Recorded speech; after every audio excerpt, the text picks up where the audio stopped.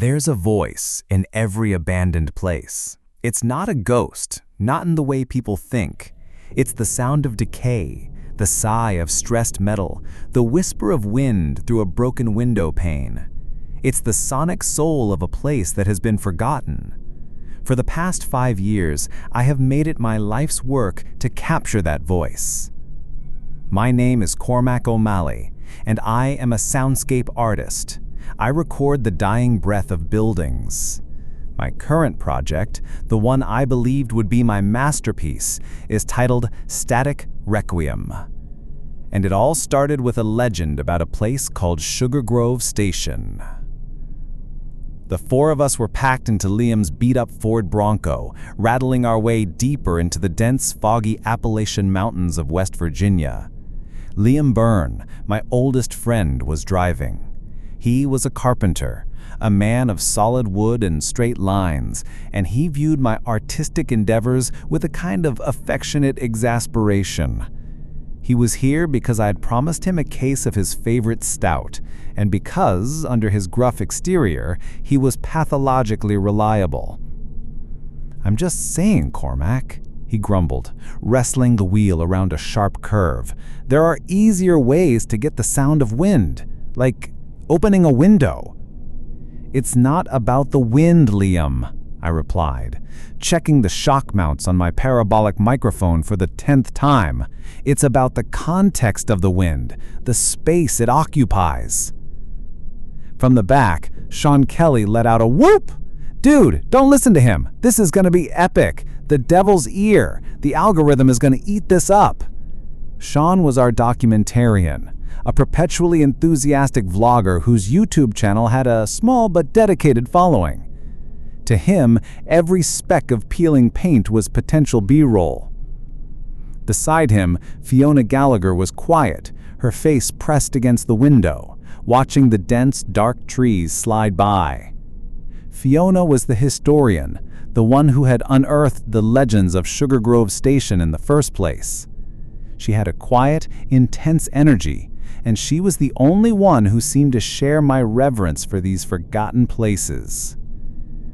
They say the listening stopped, but the hearing never did. That's what the old man at the gas station told me. "Creepy," Sean chirped, pointing his camera at her. "Say that again for the vlog intro." Soon we saw it, rising from the mist like the skeleton of some colossal prehistoric beast, the Sugar Grove Station, a former NSA listening post, decommissioned for years, a sprawling campus of dry, brutalist concrete buildings surrounded by a high, rust-eaten fence, and above it all, the dishes. Massive, 100-foot satellite dishes tilted towards a silent, indifferent sky. They looked like giant cupped hands waiting for a whisper from God that never came. Liam made short work of the padlock on the main gate with a pair of bolt cutters that clanged with a shocking loudness in the profound silence. The air inside the campus was heavy, still, and cold. The only sound was the crunch of our boots on gravel and the faint, mournful whistle of wind through the skeletal arms of the dishes. "Okay, man," Liam said, his breath pluming in the air. "Where to, boss?" "To the operations building," I pointed, towards the largest concrete monolith, the heart of the beast. The inside was a time capsule of Cold War paranoia. Long, sterile corridors painted in government-issue green, peeling now to reveal gray concrete beneath. We moved through abandoned offices, the floor littered with curled yellow documents. Sean was in heaven, his camera panning across every detail. Fiona ran her hand over a dusty console, a sad, thoughtful look on her face. I was on a mission. Following old schematics I'd found online, I led them deeper, down flights of concrete stairs into the belly of the station. The air grew colder, thicker, smelling of ozone and damp earth. Finally, we reached a heavy, circular steel door like a vault. "The primary intercept chamber," I breathed, the words fogging in front of me. Liam put his shoulder into it, and with a groan of tortured metal, the door swung open. The room within was a cathedral of dead technology. Massive consoles formed a circle, their surfaces covered in a constellation of knobs, switches, and gauges. Spools of magnetic tape hung like sleeping pythons on reel-to-reel machines. And at the very center of it all, a single, magnificent master console. Its centerpiece was a huge, beautifully crafted tuning dial made of polished brass and bakelite, its face marked with strange, non-standard frequencies that went far beyond any normal broadcast spectrum. "Holy Mother!" Sean whispered, his camera held aloft. "This is it," I said, my voice filled with an awe that bordered on religious. It took us nearly an hour. Liam, with his practical know-how, located the backup diesel generator and a bank of emergency power conduits. Sean documented the whole process, narrating in excited whispers. I worked on the main console, bypassing fried circuits and rerouting power. Finally, I gave the nod. "Hit it, Liam." With a protesting roar, the generator coughed to life. The lights in the chamber flickered erratically, and then, one by one, the old vacuum tubes on the consoles began to glow with a warm, ghostly orange. The room filled with the low, powerful, electric hum of 60-year-old technology waking from its long sleep. A wave of triumph washed over us. We had resurrected a ghost. I sat down at the master console, put on my professional-grade headphones, and hit the record button on my multi-track device. The others gathered around me, their faces illuminated by the eerie glow of the machines. Slowly, reverently, I placed my hand on the massive brass tuning dial and began to turn it. At first, there was only static, the familiar, comforting hiss of an empty channel. I kept turning. Then, the static cleared, and a voice, crackling but crystal clear, filled my headphones. "I hear on the beaches of Normandy, the sounds of battle are a testament to the courage of our boys." "No way," Sean breathed. I turned the dial again. The voice vanished, replaced by the unmistakable twanging guitar and cheerful voice of Buddy Holly. "This is impossible," Fiona whispered, her eyes wide. Liam just shook his head, a look of grudging disbelief on his face. "Okay, that's weird." It wasn't weird. It was magnificent. The legend was true. I was listening to the past. This wasn't just sound. It was history. It was art. And it was mine. An artist's greed is a dangerous thing. I wasn't satisfied. The 20th century was documented. I wanted something purer, something older, something no one had ever heard before. "Let's see how deep this thing goes," I murmured, turning the dial past the known broadcast spectrums into the unmarked, deeper frequencies. The others were quiet now. The initial thrill had worn off, replaced by a tangible tension in the cold air. The audio quality began to degrade, the sounds becoming distorted, wrapped in a thick blanket of static. I isolated a new signal. It was faint at first, then grew stronger. The unmistakable crack of musket fire, the high-pitched shouts of men in the thick of battle, the distant rolling thunder of cannon. "Is that a battle?" Sean asked, his voice losing its bravado. "Sounds like the Civil War," Fiona said, hugging her arms to her chest. The air in the room felt heavy. The triumphant mood had completely evaporated, replaced by a chilling, voyeuristic unease. We were listening to men die. "Okay, Cormac," Liam said firm. "I think we've seen enough. Let's pack it up." "Just a little further," I insisted, my obsession overriding my own growing fear. "I just need to map the spectrum." I pushed the dial even lower. The air in the room grew noticeably colder, a deep, damp chill that had nothing to do with the outside temperature. A new sound faded in through the speakers, and it was thick, wet, and horrifyingly intimate. It was the sound of a large, crowded room filled with the desperate, ragged sounds of coughing, deep, wet, rattling coughs, the sounds of weeping, the unmistakable, final gurgle of a death rattle. "Oh God," Fiona whispered, her face pale. She put her own hand to her own chest as if feeling a phantom sickness. I can't breathe." Sean had lowered his camera. "This isn't right, man. This feels profane." He was right. This was no longer a historical curiosity. It was a violation. We were eavesdropping on the final, agonizing moments of the dead. I should have stopped. My own conscience was screaming at me to stop, but the artist in me, the obsessive archivist, pushed onward. This was the ultimate soundscape, the ultimate truth. And then something new happened. Something that changed everything. A faint, high-frequency whine began to emanate from my own equipment. My laptop, my multi-track recorder, my microphones. They were glowing with a faint internal light. "What the hell is that?" Liam asked, pointing at my gear.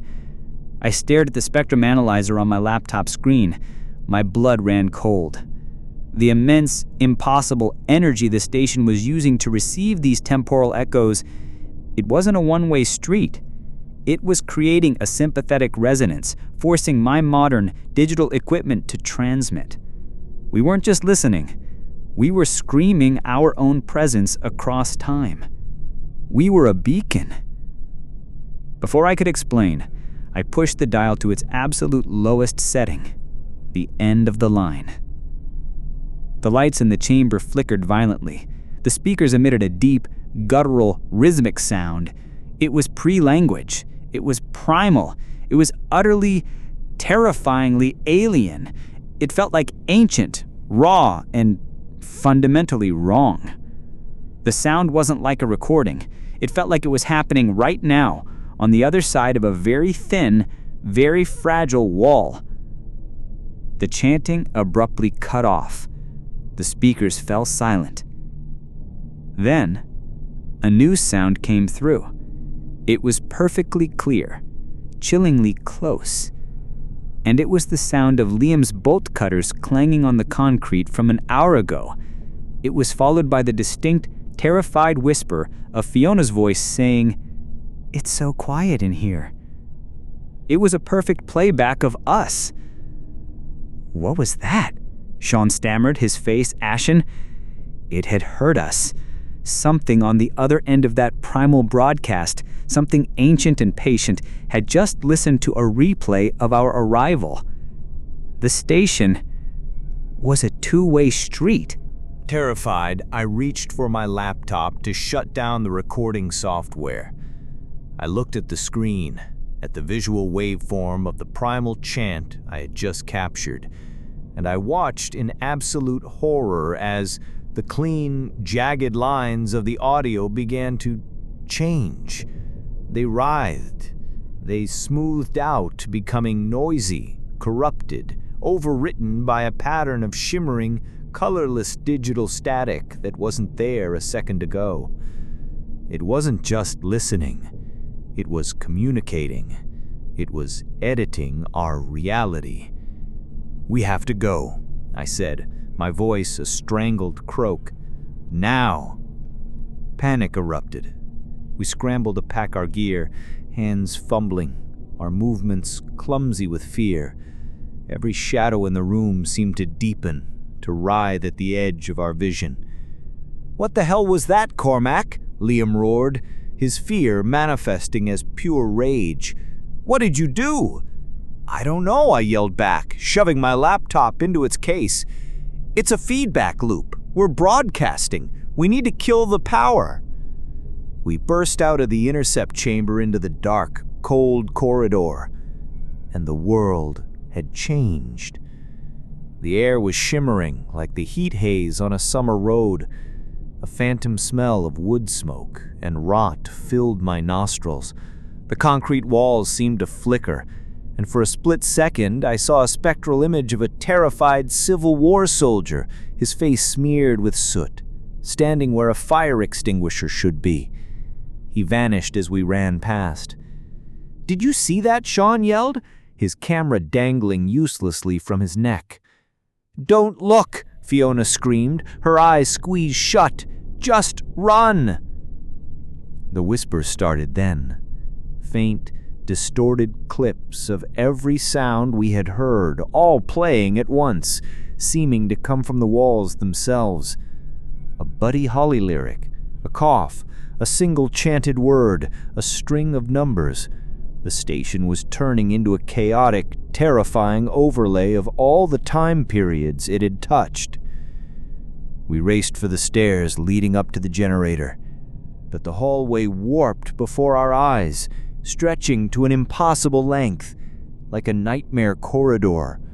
The floor beneath us turned slick, and then thick, like the grasping mud of the battlefield we had heard. We finally made it to the generator room. The diesel engine was still roaring, but the sound was wrong. It was flat, deadened. The air around the machine was shimmering violently. The static, the listener, whatever it was coalescing around the generator, trying to absorb its power. The machine itself was being unmaking. The sharp edges of the metal blurred, the paint desaturating to a dull, flat gray. It was being overwritten, erased. Liam, with a desperate roar, grabbed a fire axe from the wall and swung it at the main fuel line. It burst, spraying diesel fuel everywhere. He hit the emergency shutoff, and the engine coughed, sputtered, and died. The phenomena ceased instantly. The shimmering air, the phantom sounds, the warping walls, all gone. We were plunged into absolute, profound darkness and a silence that felt heavier and more complete than anything I had ever recorded. We didn't speak. We grabbed our gear and we fled. We ran through the dark, silent station, burst out into the cold night air, and didn't stop until we were locked inside the Bronco, gasping for breath. The drive home was a blur of paranoid terror. The radio was useless. Every station, AM or FM, faded in and out, consumed by the same strange, textured static we had seen on my laptop screen. We turned it off, but we could all still hear it, a faint, high-frequency hiss at the very edge of our hearing. The horror had followed us. It had latched on to my recordings. It had latched on to us. We holed up at my isolated studio for 2 days, jumping at every sound, trying to make sense of the impossible. I became obsessed with a new terrifying idea. I thought I could contain it. I told them that if the listener was a creature of sound and signal, I could build it a cage made of the same. I would take the recordings, all of them, and weave them into my static requiem. I would structure the chaos, control it, and trap the entity within the finished, mastered audio file. It was the desperate, arrogant logic of a terrified artist. They didn't have a better idea. I worked for 36 hours straight, fueled by caffeine and sheer terror. The others watched, their faces pale in the glow of my monitor. As I worked, the studio itself began to fray at the edges. The color of a book on my shelf would desaturate to gray for a second before snapping back. We'd all hear a phantom cough from the speakers, even when they were off. Finally, it was done. A terrifying, chaotic, beautiful symphony of history, suffering, and the static that wanted to consume it all. I exported the final file, mastered, contained, and I collapsed from exhaustion. When I woke, the studio was silent. The strange phenomena had stopped. The faint hiss in our ears was gone. A surge of triumphant relief washed over me. I had done it. I had faced the void and turned it into art. I had won. We sat there, the four of us, in the quiet aftermath. The fear was finally starting to recede. Let's listen to it, Fiona said softly. Let's hear the monster in its cage. I nodded. It felt right. A final confirmation of our victory. I put on my best pair of studio headphones, the ones that block out all external noise. I wanted to hear it perfectly. I hit play. The requiem washed over me. It was everything I had intended. The WW2 broadcast, the coughing from the plague hospital, the primal chant, all interwoven with that strange, textured static. It was horrifying, and it was finished. The final notes of the primal chant faded away. The piece was over. I waited for the track to end, for the perfect, clean, digital silence of a finished audio file. But the silence never came. Instead, a new sound filled my headphones, a sound I had never recorded. It was faint, but perfectly clear. It was intimate and impossibly close. It was the sound of my own gentle, rhythmic breathing and the soft, steady, muffled beating of my own heart. The listener was no longer in the machine. It was no longer in the recordings. It had found the quietest, most private, most constant signal it could latch onto. I ripped the headphones off my head. Liam, Sean, and Fiona were looking at me, expectant smiles on their faces. "How is it, Sean? Did we get it?" I opened my mouth to tell them, to scream, to warn them that it was inside me now. But no words came out. I looked at their faces, my friends, my brave, terrified friends, and the thought that bloomed in my mind didn't feel like my own. It was cold and patient and filled with a terrible artistic curiosity. It looked at the vibrant colors of their faces, the complex patterns of their fears, the rich tapestry of their reality. And it thought, "What a beautiful sound. I can't wait to erase it."